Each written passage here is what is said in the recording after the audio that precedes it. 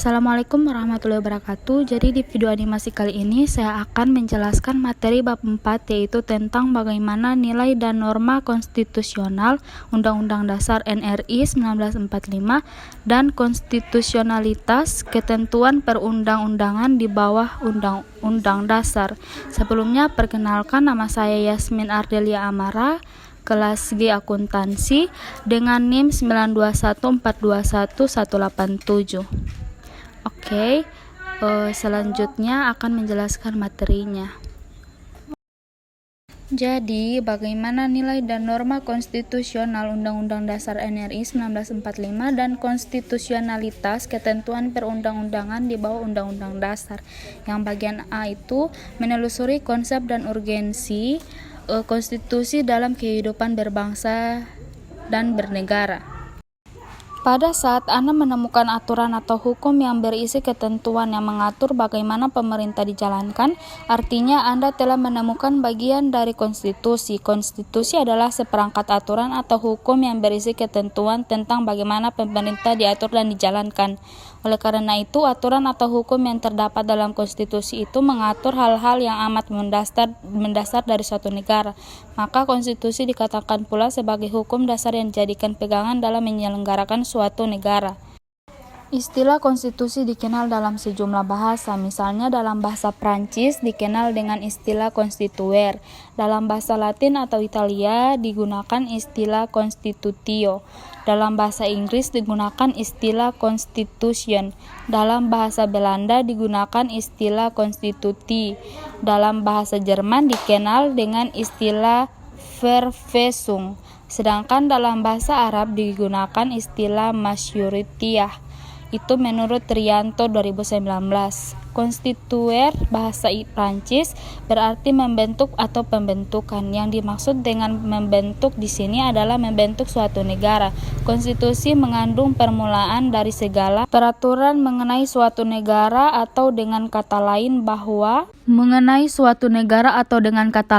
bahwa konstitusi mengandung permulaan dari segala peraturan mengenai negara. Menurut Projodicoro 1970, pembentukan suatu negara atau menyusun dan menyatakan suatu negara itu menurut Lubis 1976. Definisi konstitusi merujuk pandangan Lord James Braidge. Yang dimaksud dengan konstitusi adalah suatu kerangka negara yang diorganisasikan melalui dan dengan hukum yang menetapkan lembaga-lembaga yang tetap dengan mengakui fungsi-fungsi dan hak-haknya.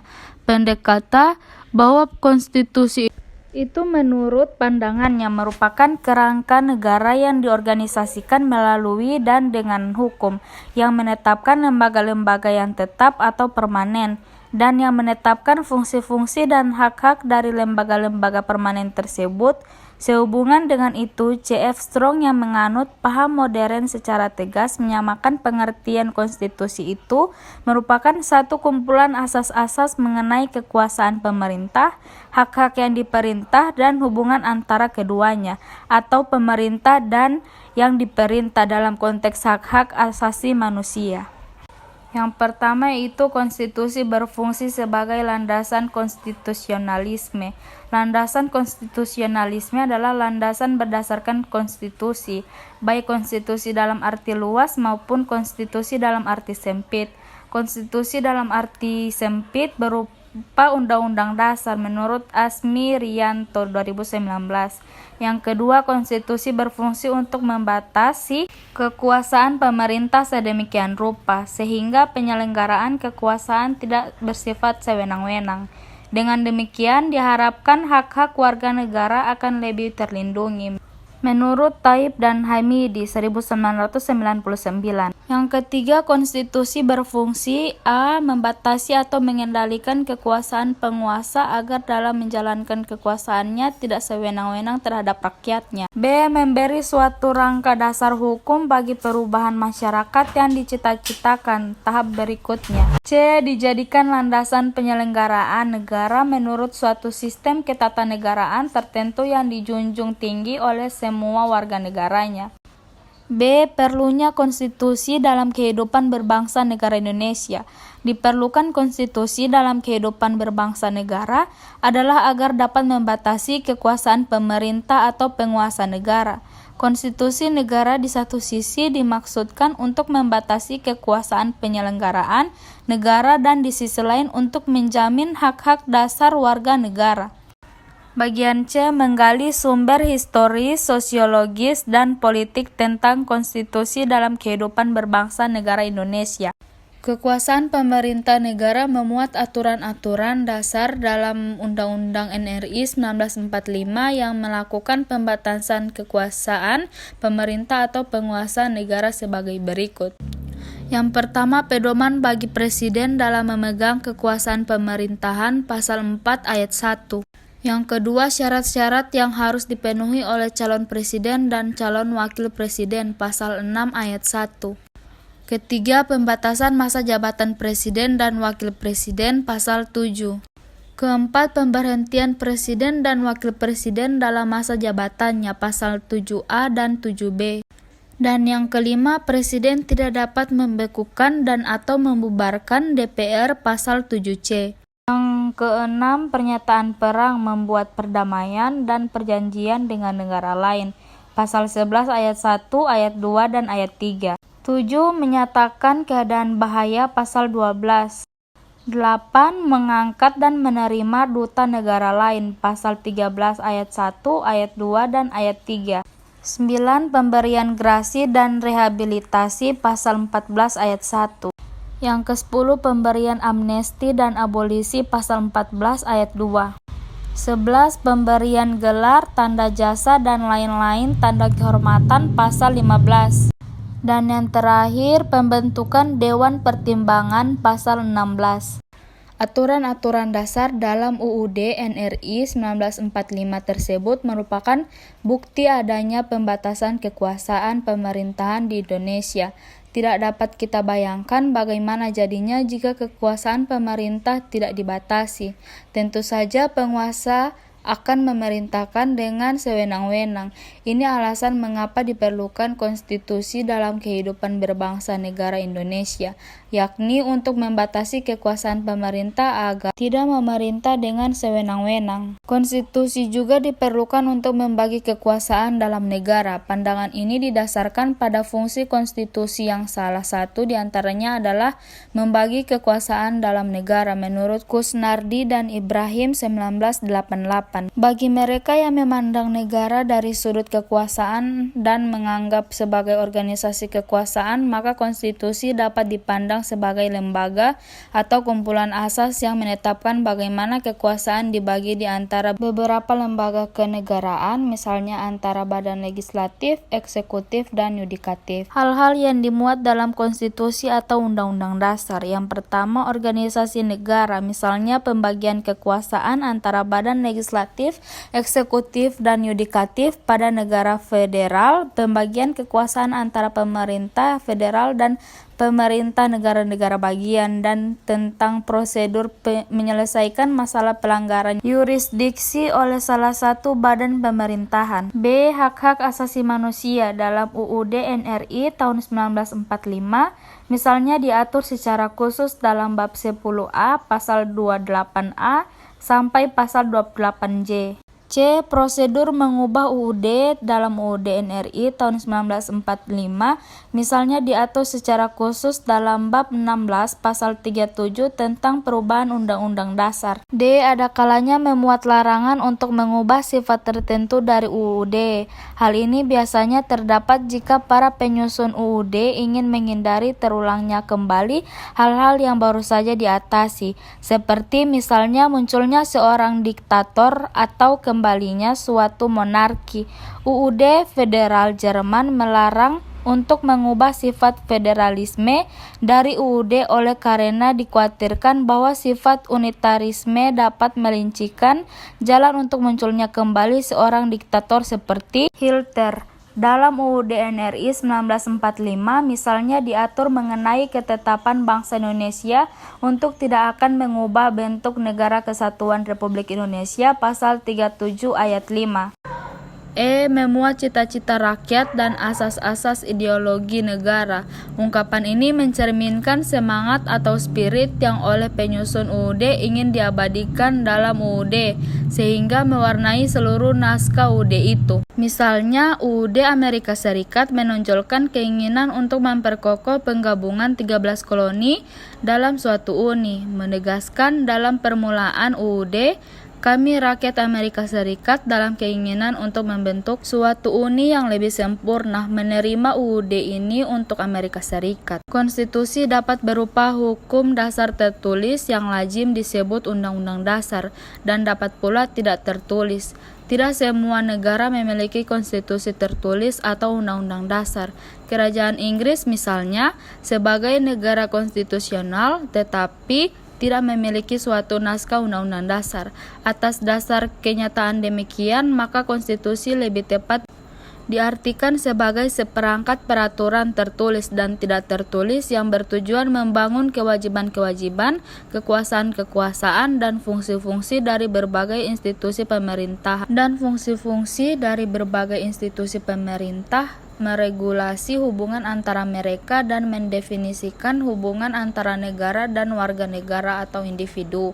Berdasarkan uraian di atas, maka kita mempunyai dua macam pengertian tentang konstitusi itu, yaitu konstitusi dalam arti sempit dan konstitusi dalam arti luas. Dalam arti sempit, konstitusi merupakan suatu dokumen atau seperangkat dokumen yang berisi aturan-aturan dasar untuk menyelenggarakan negara. Dalam arti luas, konstitusi merupakan peraturan baik tertulis maupun tidak tertulis yang menentukan bagaimana lembaga negara dibentuk dan dijalankan.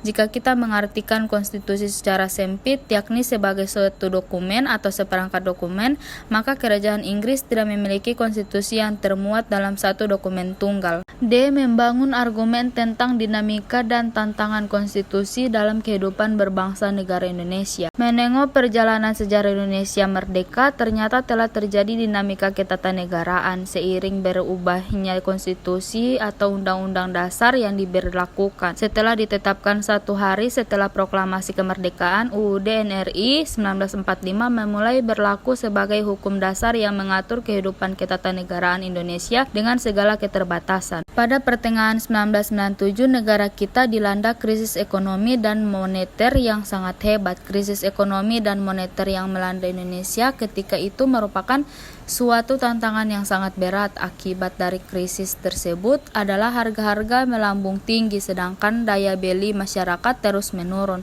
Sementara itu nilai tukar rupiah terhadap mata uang asing, terutama dolar Amerika, semakin merosot. Menyikapi kondisi seperti itu, pemerintah berusaha menanggulanginya dengan berbagai kebijakan. Namun kondisi ekonomi tidak kunjung membaik. Bahkan kian hari semakin bertambah parah. Krisis yang terjadi meluas pada aspek politik. Masyarakat mulai tidak lagi mempercayai pemerintah, maka timbullah krisis kepercayaan pada pemerintah. Gelombang unjuk rasa secara besar-besaran terjadi di Jakarta dan di daerah-daerah. Unjuk rasa tersebut dimentori oleh mahasiswa, pemuda, dan berbagai komponen bangsa lain. Pemerintah sudah tidak mampu lagi mengendalikan keadaan, maka pada 21 Mei 1998, Presiden Soeharto menyatakan berhenti dari jabatannya. Berhentinya Presiden Soeharto menjadi awal era reformasi di tanah air. Pada awal era reformasi pertengahan 1998 muncul berbagai tuntunan reformasi di masyarakat. Tuntutan tersebut disampaikan oleh berbagai komponen bangsa, terutama oleh mahasiswa dan pemuda.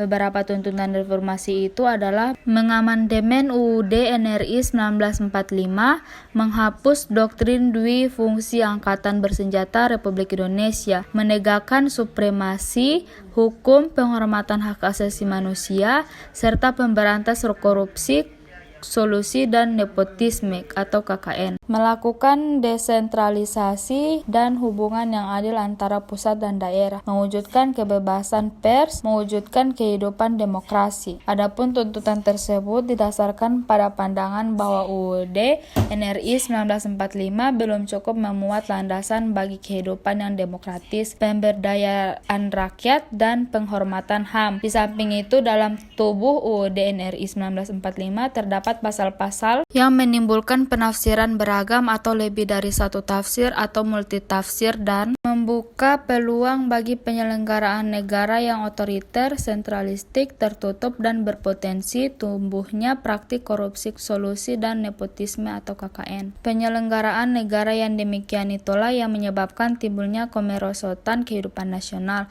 Salah satu bukti tentang hal itu adalah terjadinya krisis dalam berbagai bidang kehidupan atau krisis multidimensional. Tentunya perubahan UUD NRI 1945 merupakan suatu terobosan yang sangat besar. Dikatakan terobosan yang sangat besar karena pada era sebelumnya tidak dikehendaki adanya perubahan tersebut. Sikap politik pemerintah yang diperkuat oleh MPR berkehendak untuk tidak mengubah UUD NRI 1945. Apabila muncul juga kehendak mengubah UUD NRI 1945, terlebih dahulu harus dilakukan referendum atau meminta pendapat rakyat dengan persyaratan yang sangat ketat. Karena persyaratannya yang sangat ketat itulah maka kecil kemungkinan untuk berhasil melakukan perubahan Undang-Undang Dasar NRI 1945. Dalam perkembangannya, tuntutan perubahan UUD NRI 1945 menjadi kebutuhan bersama bangsa Indonesia. Berdasarkan hal itu, MPR hasil pemilu 1999 sesuai dengan kewenangannya yang diatur dalam pasal 37 UUD NRI 1945 melakukan perubahan secara bertahap dan sistematis dalam 4 kali perubahan, yakni: A. Perubahan pertama pada sidang umum MPR 1999. B. Perubahan kedua pada sidang tahunan MPR 2000. Yang C. Perubahan ketiga pada sidang tahunan MPR 2001. D. Perubahan keempat pada sidang tahunan MPR 2002. Perubahan Undang-Undang NRI 1945 yang dilakukan oleh MPR selain merupakan perwujudan dan tuntutan reformasi, sebenarnya sejalan dengan pemikiran pendiri bangsa founding father Indonesia. Mendeskripsi esensi dan urgensi konstitusi dalam kehidupan berbangsa negara. Perubahan UUD NRI 1945 yang pada mulanya merupakan tuntutan reformasi dalam perjalanannya telah menjadi kebutuhan seluruh komponen bangsa. Jadi tidak heran jika dalam proses perubahan Undang-Undang NRI 1945 seluruh komponen bangsa berpartisipasi secara aktif. Dalam 4 kali masa sidang MPR, Undang-Undang Dasar NRI 1945 mengalami perubahan sebagai berikut. Hasil perubahan Undang-Undang Dasar NRI 1945: yang pertama, perubahan pertama Undang-Undang Dasar NRI 1945 dihasilkan pada sidang umum MPR 1999 tanggal 14 sampai 21 Oktober 1999. B. Perubahan kedua Undang-Undang Dasar NRI 1945 dihasilkan pada sidang tahunan MPR 2000 tanggal 7 sampai 8 Agustus 2000. C. Perubahan ketiga Undang-Undang Dasar NRI 1945 dihasilkan pada sidang tahunan MPR tahun 2001 tanggal 1 sampai 9 November 2001. D. Perubahan keempat Undang-Undang Dasar NRI 1945 dihasilkan pada sidang tahunan MPR 2002 tanggal 1 sampai 11 Agustus 2002. Setelah disahkannya perubahan keempat Undang-Undang Dasar NRI 1945 pada sidang tahunan MPR 2002, agenda reformasi konstitusi Indonesia untuk kurun waktu sekarang ini dipandang telah tuntas. Perubahan Undang-Undang Dasar NRI 1945 yang berhasil dilakukan mencakup 21 bab, 72 pasal, 170 ayat, 3 pasal aturan peralihan, dan 2 pasal aturan tambahan. Ada 6 pasal yang tidak mengalami perubahan, yaitu pasal 4, pasal 10, pasal 12, dan pasal 25. Sebagai hukum dasar dan hukum tertinggi negara, maka peraturan perundangan di bawah Undang-Undang Dasar NRI 1945 isinya bersumber dan tidak boleh bertentangan dengannya. Misal, isi norma suatu pasal dalam undang-undang tidak boleh bertentangan dengan Undang-Undang NRI. Dengan demikian, Undang-Undang Dasar NRI 1945 sebagai konstitusi negara menjadi batu uji apakah isi peraturan di bawahnya bertentangan atau tidak. Undang-undang pada dasarnya adalah pelaksanaan daripada norma-norma yang terdapat dalam Undang-Undang Dasar. Misalnya, pasal 31 ayat 3 Undang-Undang Dasar NRI 1945 menyatakan pemerintah mengusahakan dan menyelenggarakan satu sistem pendidikan nasional yang meningkatkan keimanan dan ketakwaan serta akhlak mulia dalam rangka mencerdaskan kehidupan bangsa yang diatur dengan undang-undang. Oleh karena secara normatif undang-undang tidak boleh bertentangan dengan Undang-Undang Dasar RI 1945, maka jika ditemukan suatu norma dalam undang-undang bertentangan dengan Undang-Undang RI 1945 dapat melahirkan persoalan konstitusional undang-undang tersebut terhadap Undang-Undang RI 1945. Dalam sistem hukum di Indonesia, lembaga negara yang berwenang menguji konstitusionalitas undang-undang terhadap Undang-Undang Dasar RI 1945 adalah Mahkamah Konstitusi. Indonesia sebagai negara yang menganut sistem tata kelola pemerintah yang baik atau good governance menerapkan prinsip-prinsip transparansi dan akuntabilitas. Lembaga yang memiliki otoritas memungut pajak di Indonesia adalah Direktur Jenderal Pajak atau DJP untuk pajak pusat dan Dinas Pendapatan dan Pengelolaan Aset Daerah atau DPPKAD atau nama lain yang sejenis untuk pajak daerah. Sesuai dengan amanat undang-undang, lembaga ini bertugas untuk menghimpun penerimaan pajak. Apakah lembaga ini menerima pembayaran uang pajak langsung dari wajib pajak? Ternyata tidak demikian. DJP maupun DPPKAD tidak menerima pembayaran uang pajak langsung dari wajib pajak, melainkan hanya mengadministrasikan pembayaran pajaknya saja. Wajib pajak harus membayar pajak ke kantor pos atau bank-bank yang ditunjuk oleh pemerintah. Dengan demikian, uang pajak yang dibayarkan oleh wajib pajak langsung masuk ke rekening kas negara untuk pajak pusat dan rekening kas daerah untuk pajak daerah. Selanjutnya, untuk pajak pusat melalui Undang-Undang Anggaran Pendapatan dan Belanja Negara atau APBN, penerimaan pajak pusat dialokasikan untuk membiayai program kerja yang dikelola oleh pemerintah pusat maupun pemerintah daerah atau Pemda. Sedangkan untuk pajak daerah melalui pembahasan APBD yang dilakukan oleh Pemda dan DPRD, penerimaan pajak daerah dialokasikan untuk membiayai program kerja pemerintah daerah. Oke, sekian penjelasan dari saya. Wabillahi taufiq wal hidayah. Wassalamualaikum warahmatullahi wabarakatuh.